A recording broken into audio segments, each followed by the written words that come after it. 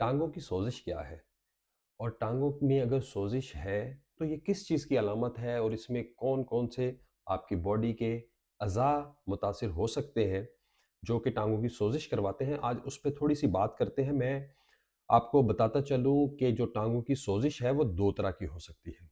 एक तो एक टांग पे सोजिश होगी आपके और वो सूजी हुई होगी, और उसके जो वजूहात है उसमें टांग का इन्फेक्शन, जैसा कि आप इस तस्वीर में भी देख रहे हैं कि टांग जो है वो बिल्कुल सुर्ख हो गई है।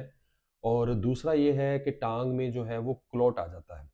उसके लिए हम एक डॉपलर अल्ट्रासाउंड करवाते हैं और उसे हम चेक कर लेते हैं। जब उसके अलावा भी एक टांग की सोजिश जो होती है उसके मसाइल हो सकते हैं, वजूहात हो सकती हैं उसकी। लेकिन आज थोड़ी सी बात करते हैं, अगर दोनों टांगों में सोजिश है तो फिर आपने क्या करना है, आपने किस तरह डॉक्टर के पास जाना है और कौन से डॉक्टर के पास जाना है, और आपको किन किन जो टेस्ट हैं वो करवाए जा सकते हैं। सबसे पहली बात ये है कि अगर दोनों टांगों पे सोजिश है और ये जिस तरह का एक तस्वीर में आपको दोनों टांगों पे गड्ढे नज़र आ रहे हैं, आप जब दबाते हैं तो इस तरह के गड्ढे बन जाते हैं, तो इसका मतलब है कि इस आपके जो मरीज़ है उसके दिल में, जिगर में या गुर्दों में मसला हो सकता है। अब इसमें हमने ये देखना है कि इसके अलावा भी इसकी जो है वो वजूहात हो सकती हैं, लेकिन जो बहुत ज़्यादा कॉमन चीज़ें हैं वो यही 3 हैं पाकिस्तान में।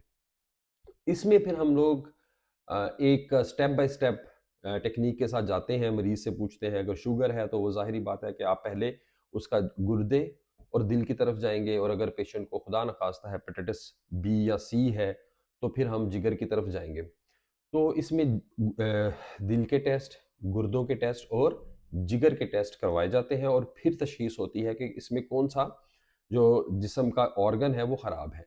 लिहाज़ा अगर किसी किस्म की टाँगों में सोज़िश है तो उसको ईज़ी नहीं लेना चाहिए और फ़ौरन डॉक्टर के पास जाना चाहिए और अपना चेकअप करवाना चाहिए, ताकि आपका जो एक टाइम है, टाइम्स के साथ आप के मर्ज़ की तशख़ीस हो कि सोज़िश की वजह क्या है और उसका इलाज हो सके।